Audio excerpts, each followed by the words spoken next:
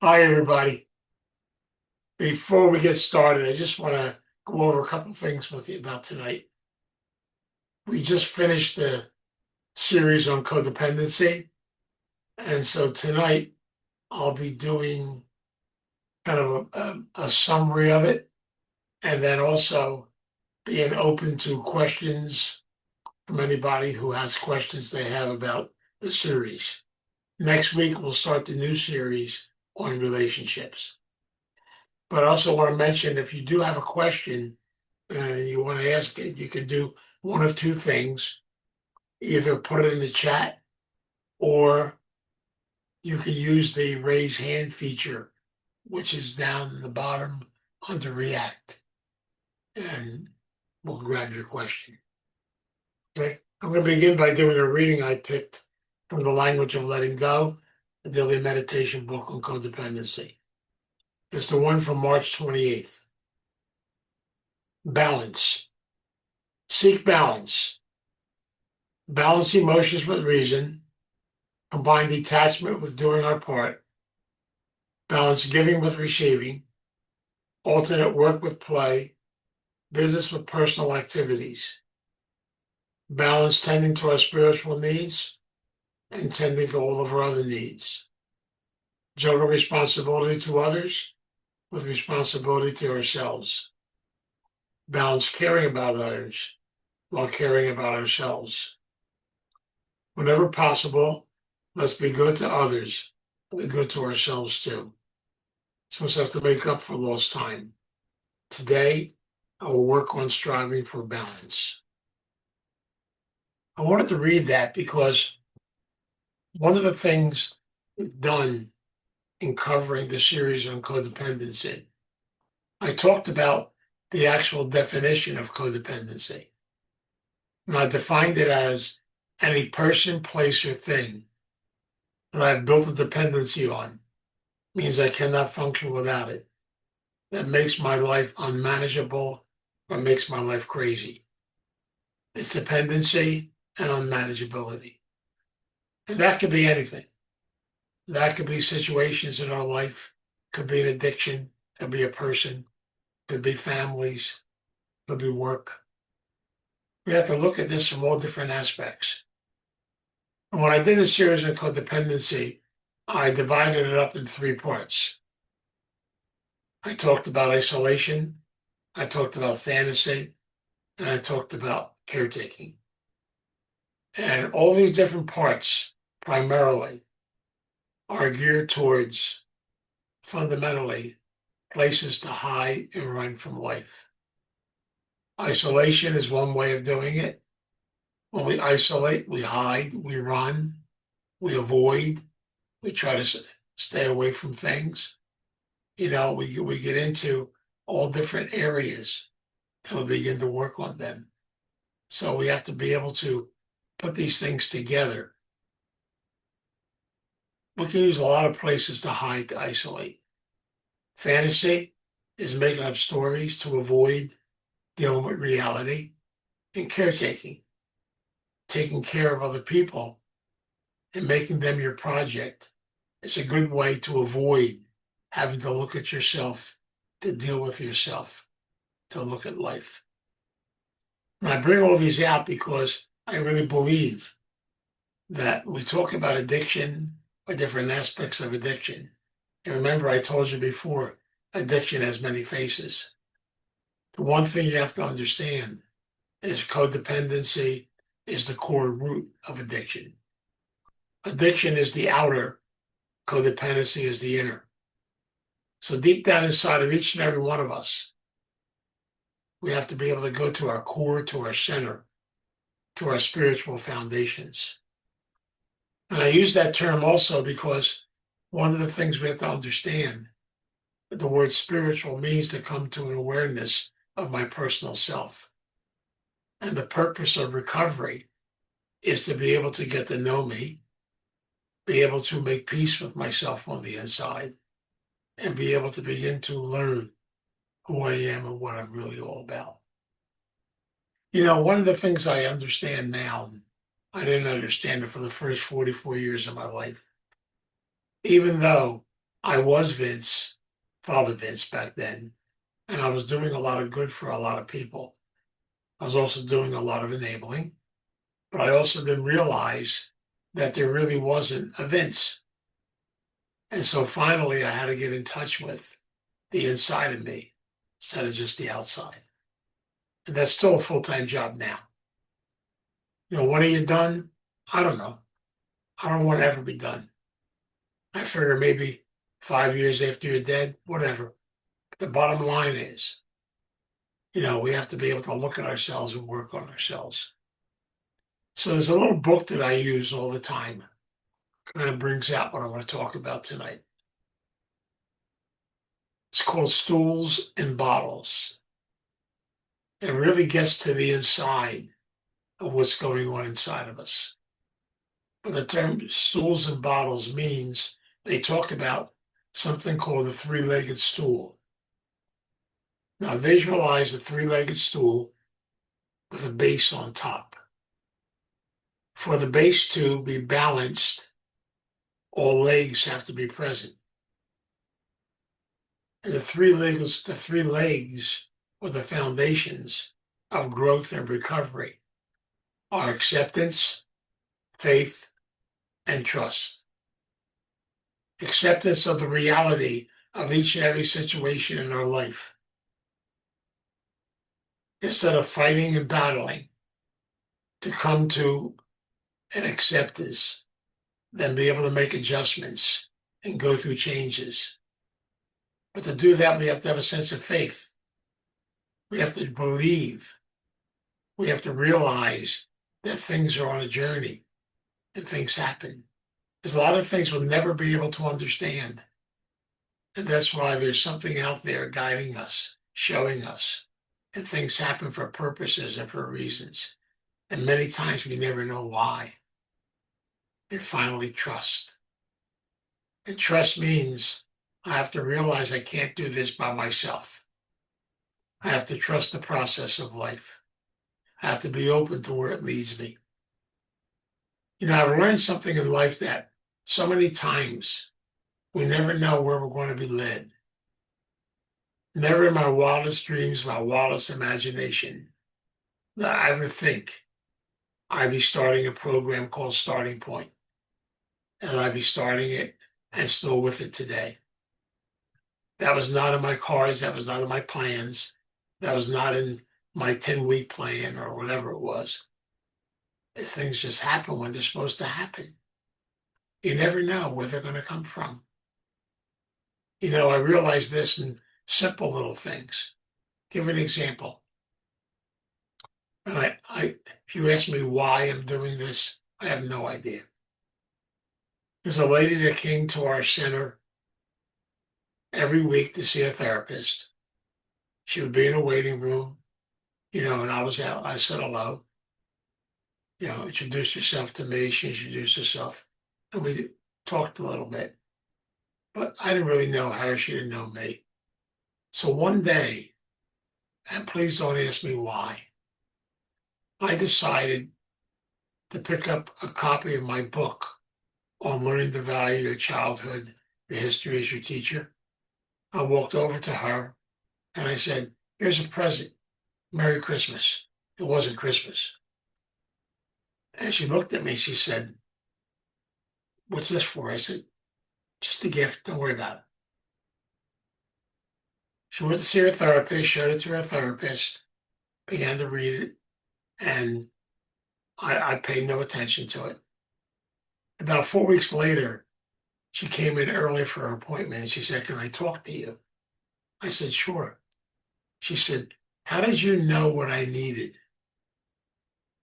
My therapist and I discussed the stuff in your book, and it really fit everything into what I'm dealing with in my life. How did you know? I hate to tell you this. I said I didn't know. I have no idea at all. It had to be a higher power thing. I had no idea at all why. I just decided to give you the book. So many times we do things, we don't realize we're doing them. We don't realize what's going on. Back when I was a priest, part of my repertoire as a priest, I was a prison chaplain at the Mays Landing County Jail. And one of the things I used to do, it's kind of a habit, I used to get the big book of AA, paperbacks, buy them by the case. And whenever we had a gentleman or a lady leaving our facility in Mays Landing, and they were going on to graduate school, which was Trenton State Prison, Rollway, you know. So basically, if I knew they had an alcohol or drug problem, as they got ready to leave, I would give them a copy of the big book of AA. Some of them thanked me. Some of them told me what I could do with it. Some of them are more graphic than that. But basically, they took the books anyway. I paid no attention. I probably gave out, 100 or some books at that prison, and I'm paying attention to it. So in 2014, I got a letter in the mail, and basically it was addressed to Father Vince DiPasquale, and I wasn't father anymore. So I opened it, and in the letter there was a gentleman who wrote the letter, and he said, "I've been trying to find you where you are for a long time, and I finally did." He said, "I wanted to write you a letter and say thank you. You probably don't remember me because you saw so many people. But a long time ago, 1978 to be exact, you came to the county jail and you gave me a book. I paid no attention to it. I threw it in my bag. I went off to state prison and I served 3 years in prison. One day I was bored in my cell. So I was just looking around. I saw the book. I picked it up and I started to read it. The stories in that book scared me half to death. My story was in that book. I went to the guard, got permission to start going to AA. For my next 2 years in that prison, I attended AA on a regular basis. My life changed dramatically. I just wanted to write you and say, thank you for the book.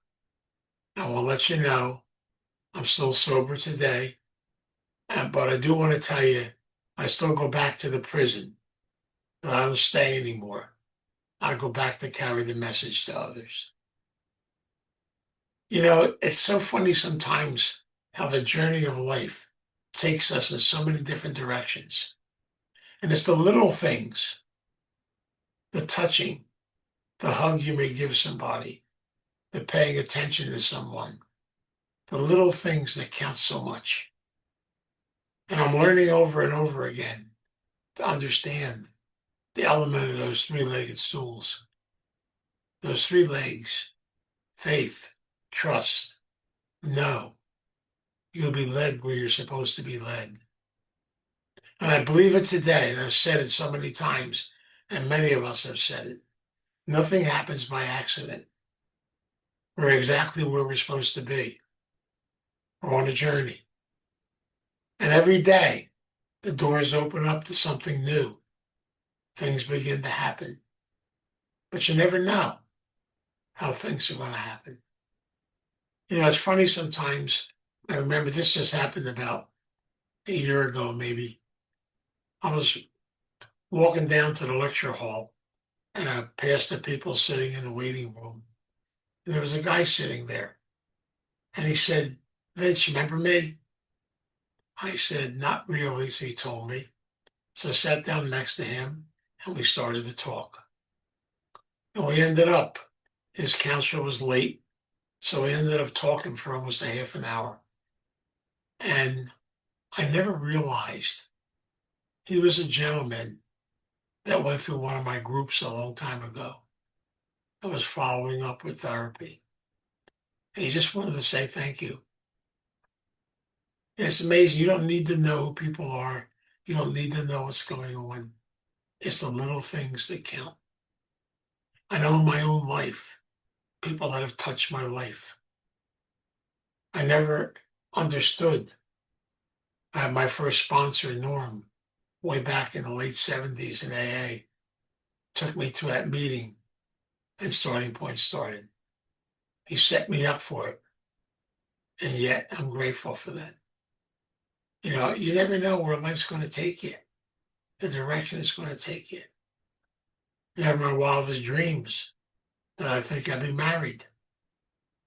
But here I am. You know, never ever crossed my mind I'd be married. I'd be a stepfather to three beautiful girls. I'd be a granddad to seven grandkids. And then I'd be a great granddad to two other little kids. And on and on and on and on and on. And I never really truly understood any of this. But I do know one thing. As long as I stay close to the higher power, faith, as long as I trust and let go, as long as I just get up, give it to God, do the best I can do, I'll be led to where I'm supposed to be led. And each one of us will be led to where we're supposed to be led. We all got a story. We all have these incidents in our stories. And they're beautiful. And they're special. And that's why when we talk about breaking the bonds of codependency, going back inside and being able to heal that wounded child, to meet the loved child, the wounded child, to bond things together, to realize we all go through life and we all go through situations and we all have our scars, our hurts, our pains. We have our joys, our celebrations. We have what I call the mosaic of life. Often we're talking about this today. I'm 86 years old. Been on this planet for a long time. I've seen a lot, experienced a lot. And I love this beautiful mosaic of my life.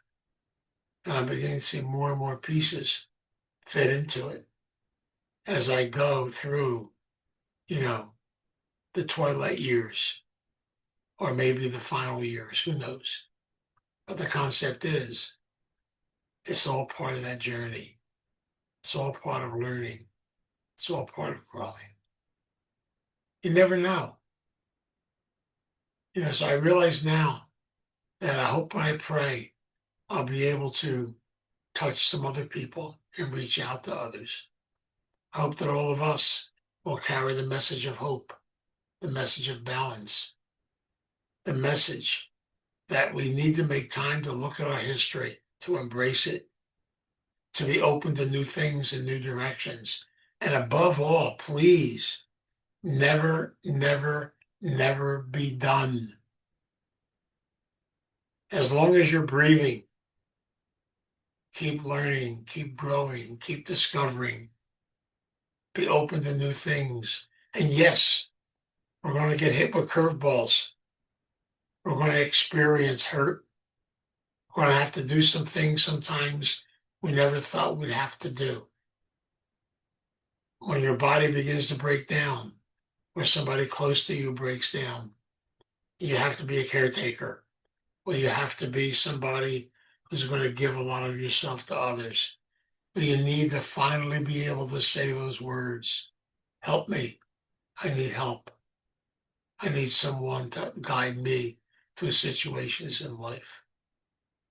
You never know where you're going to be experience hurt, maybe even a breakage in something. You'll need help. You'll need somebody to guide with you. Don't ever try to handle the journey of life by yourself. It doesn't work. I'm sorry. And that's why we need each other.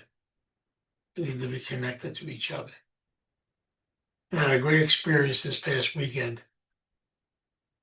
I was on a retreat with members from my Eating Disorders Anonymous group. It's a group of 11 of us that go away every year, and we spend the weekend together. And we had a lot of fun. We did a lot of sharing, a lot of connecting with one another. And at the end of it, we didn't want to leave. But we went there for one reason only, to be able to reconnect, to get fueled, and be able to realize the bond that we have together as a recovery group, the bond that we have that we share with each other. And we're able to know each other and connect with each other. Everything from, you know, swimming in a swimming pool there to, the meals we had together, the games we played, all the meetings, the sharing. It just is a beautiful weekend. I never experienced the fact that, yes, as a priest and even now, I was a retreat master for probably 45 to 50 retreats. But this was not that. This was not me leading a retreat. This was me going on a retreat. This was me being connected to other people. But we had no leaders. We all just took turns doing stuff.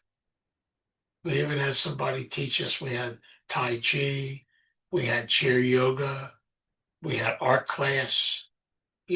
I was painting. I was doing. Oh, it was fantastic. Beautiful weekend. But these are the rewards, the things that come to us, the things that become part of us on our journey. But we need people in our life to share our gifts with, to be able to be connected with them. That's what it's all about. It's all about that concept. And so that three-legged stool, the stool will never be held together unless I could accept what's necessary for me in my life. If I don't have a sense of faith and trust in something greater than me that's guiding me on this journey, and if I don't just let go and realize that you're not in charge, it's amazing. There are no accidents, there's no mistakes.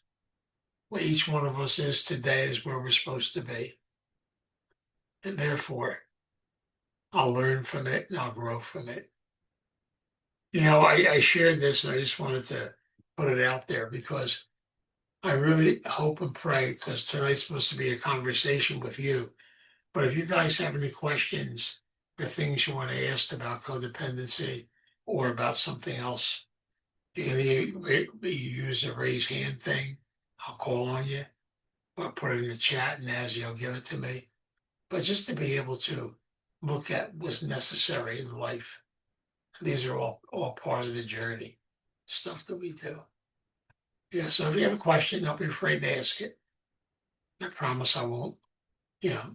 We'll see what happens with it. But just to share the fact that even sometimes when things go on inside of us and we're confused about something, we have to learn that secret, the secret of asking for help, of asking for guidance, to asking for direction, and just to be open to where we're going to be taken. I get amazed sometimes. That little thing I learned from the old timers. Every day is a new day. Every day is a day of recovery. And there are no heroes. There's just people. There's just human beings. And God has brought us together for a purpose. And that purpose is to be able to learn and grow from each other and be connected to each other. As those of you who know me, I'm a big advocate of going back into your childhood history to learn about things about yourself. And it's one of the things that's really important, to keep that door open to realize what it's all about. And I mentioned this earlier, and I am going to be starting it in September. We're going to be doing a virtual group on codependency and take you through the whole process. And I've got about 4 or 5 people signed up already. But if any of you are interested in doing that, please just drop me an email, let me know, see what's going on, or a text message, whatever, and we'll get it started after the first of the year. There's no sense starting stuff in August, I know that. But the bottom line is we have to be able to just go back and look at our history and be connected with it and be open to learn from it. See, that thing on balance I read today is so important. Everything in life is balance. That's why in the journey of life, you're going to have negativity. You're going to have positive. You have to have both. See, negative and positive create energy. They create life.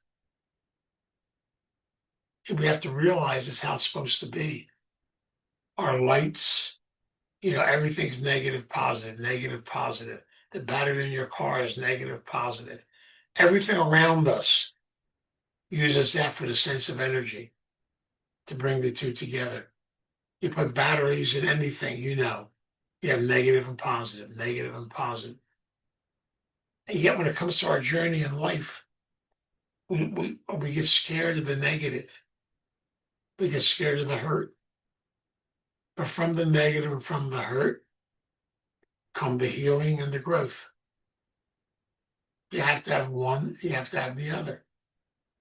And that's something that's real important to understand, because don't think we're going to walk the journey of this earth and everything will be wonderful peaches and cream. There'll be a few, things you're going to step on, a few traps you're going to get into. Things are going to happen. Did you ever notice something though?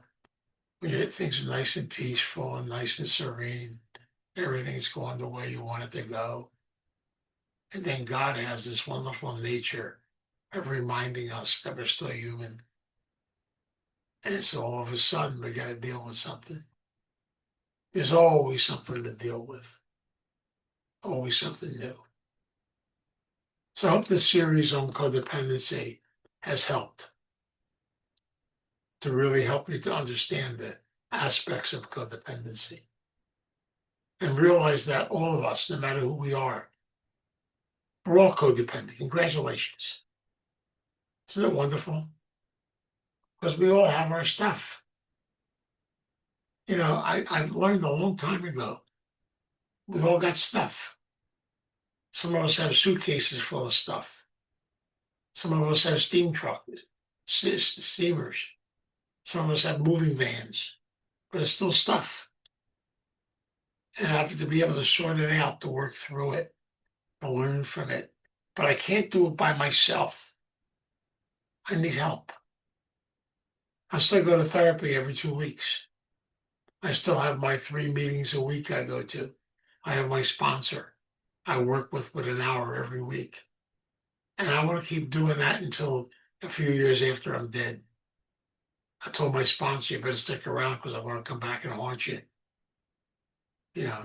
So you're gonna hear from me. Don't worry. But the bottom line is, I need all that in my life. I need my recovery family. I need the people in these rooms right now, because we're all family. We're all connected together. Are we all different? Yeah, thank God. Do we all have our little idiosyncrasies, our little, my friend calls them wackadoodles. We all got our little stuff. But the bottom line is we also have our beauty, we have our strength, we have all the beautiful things in life. Everything's got both sides. And sometimes we got to, go through hell to get to heaven. I said that a long time ago. And addiction is hell. Heaven's recovery. It's all part of the process. And sometimes even recovery, you're going to go through some of those old dry drunks in that book, Stools and Bottles. It lists each and every one of the major dry drunks. And in the book, it's got a picture of a visualization of a bottle with all the elements of like resentment. On the other side are all the antidotes, how to get rid of the poison. It takes you through everyone's pity, jealousy, anger, frustration, all the things we go through in the course of life. And we realize, we all go through it. We experience resentment a lot. People do things, we get angry. Sometimes we get a little pity potty, see what happens. We go through a lot of different things in life. Isn't it fun to be human? God. It just means we have feelings, we're human, we make mistakes, we learn from them, hopefully. We grow, we move forward. And we have learned to embrace the negative, embrace the positive, embrace every aspect of life. Hope this makes sense, the concept of codependency that we've done. Jerry, go ahead. Hello, everybody. I'm Jerry. You hit on a lot of good topics. It's interesting. Every time I ask God for wisdom, whether it's to become more unshakable, or how to deal with difficult people, it's like God puts me through tests. It's like it doesn't just get handed to me. So I think it goes hand in hand with what you're talking about. It's the yin and the yang, or the heaven and hell. It's like I don't want to be as shakeable as I've been in the past. I've been doing pretty well, cutting back on getting angry or reacting, and you really can't do it alone. It's true. And so while I'm doing all that work, I've been working on myself for many years, since 2010, with recovery from alcohol and other issues. And I'm at a point where I physically have healed my body through weight loss and proper care. And it's like I need to get out there and socialize. I'm at that point where the isolation isn't comfortable anymore. And so I'm trying to find things to get involved in. And there's the dodgeball game coming up, I think, in October. So I'm going to try to get to that. I'm going to get back into AA meetings. I stepped away from them back in 2019. I stayed sober, but I was thinking, it's something I have in common with people. And so try that out. And again, this goes with that whole thing. I can't do it alone anymore. I need to have a network. And then from when I was in AA before, I had friends that rode motorcycles. I had friends that would get together and go to a meeting and then dinner. And it's like you were talking about with the retreat you went on. That's what I need, is things like that. Just start to socialize and get the help I need. But I used to pride myself in the isolation. I used to like isolation. I'd hear you talking for probably a couple of years now. And I'm like, no, I'm fine. But no, I'm not fine, and I want to get out of it. So I appreciate you talking about that tonight. And as far as codependency goes, I can remember back in my active addiction, drinking alcohol, I had places and I had certain friends that we enabled each other, and it's like you're addicted to the place, the people, and the atmosphere, and it's like a trap, and not being able to get out of it, and knowing I had to get out of it was some of the most difficult times of my life. And it's funny because on the Friday I got sober, I went to Seabrook House. That Friday I was supposed to meet with a counselor, and I was going to get out of work for another month or two. For some issues I have. And next thing I know, I went to Princeton House for that meeting. They said, Eureka Booze. They did a breathalyzer on me. They asked me for my keys. I said, sure, no problem. They said, when was the last time you had a drink? I said, I don't know. They're like, you must have been drinking like 2 or 3 in the morning, because it was 11 or 12 at this point.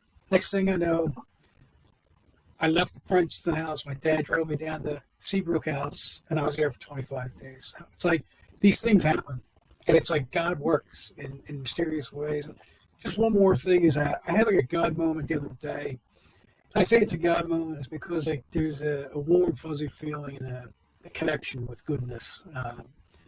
There was a girl at the Acme, and I think she had Down syndrome, but she was high functioning, and she had to wheel her cart across the main uh, drive there in front of the store.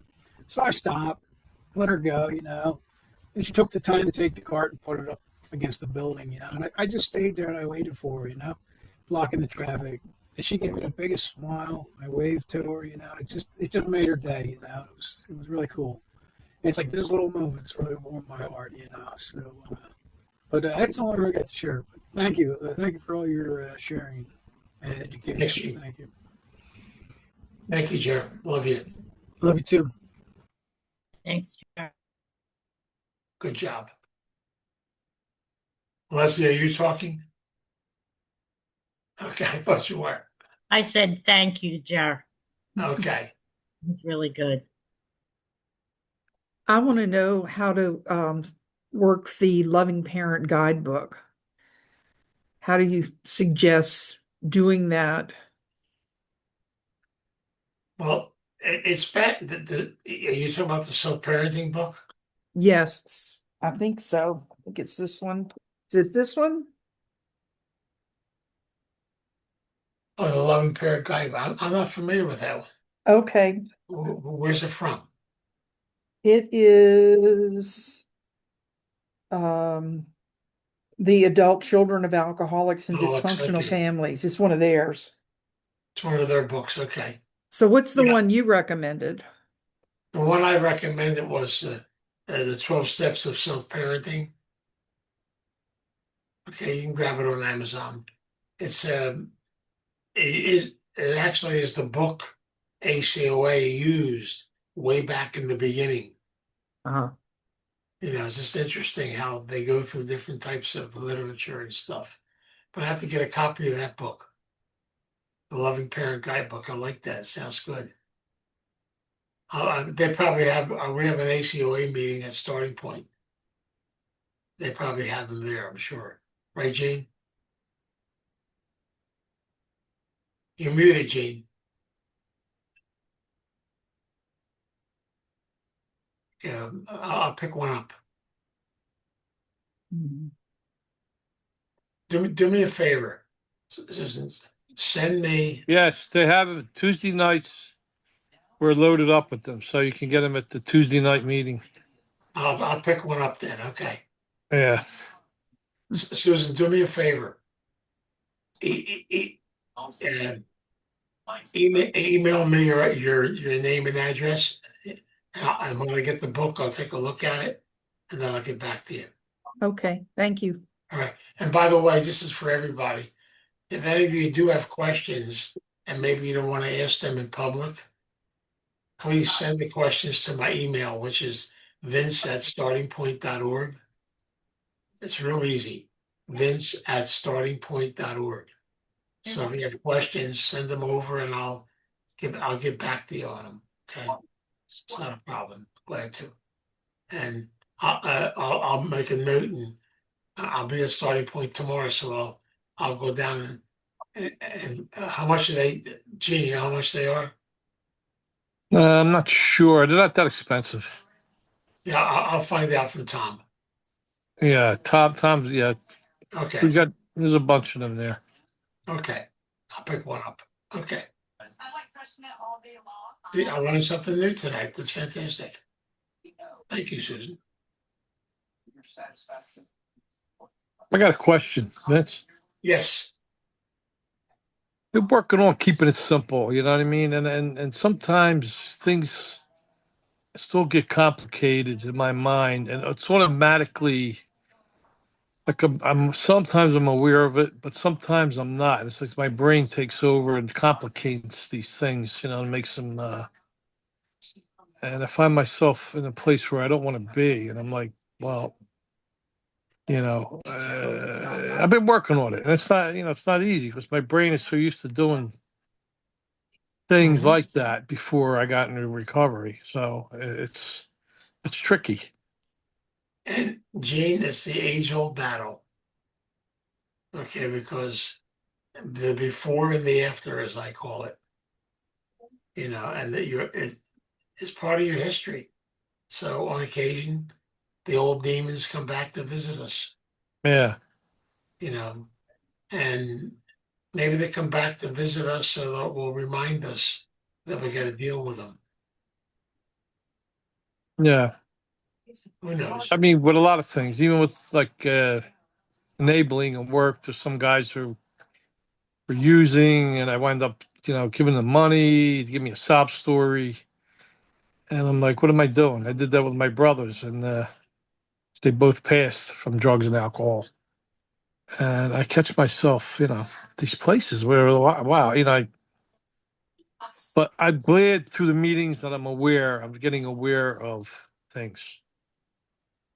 I understand because I went $60,000 in debt when I was a priest from giving money away to addicts. And I thought I was doing good. And I was actually enabling. Yeah. You know what's crazy? You got to go through it to wake up to it. And even now, I got the same problem. My wife reminds me, Vince, can't give everything away. Right. You know, Right. so and Yeah. it's true. You can't because you feel sorry. You go through changes. Yes. It's called the human.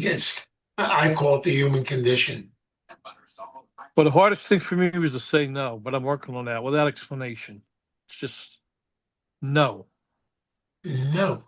That's it. Okay. And I mean, it's been really hard, but I've been doing it. So Good. It sounds harsh, but it's beautiful at the same time. Thanks, Jane. thank you, Vince. Love you. Thank you. Love you too. Okay. All right. So then what we'll do, I want to offer a little prayer to close this out. And then we'll close with the serenity prayer. Okay. But again, like I said, if you have questions, please send them over. And if you think your question, I always say this, that's everybody. I say it to myself. If you think your question is stupid, it's probably a good question. These are the best ones. So thanks. Let us pray. God, we come before you in gratitude. We come before you in love. We thank you. We thank you for the gifts you have given to us. Thank you for the gift of life. Help us, guide us, be with us, protect us in all that we do. Give us the strength to be open to where the journey leads us. Teach us not to worry about the journey, just to be open to it. For we know that you are in charge, you are the guide, you are the strength. So we ask for your guidance, we ask for your direction, as we as a family continue on our journey in recovery. We thank you with gratitude. We thank you with love. We pray this and we ask this in your name today and every day. Amen.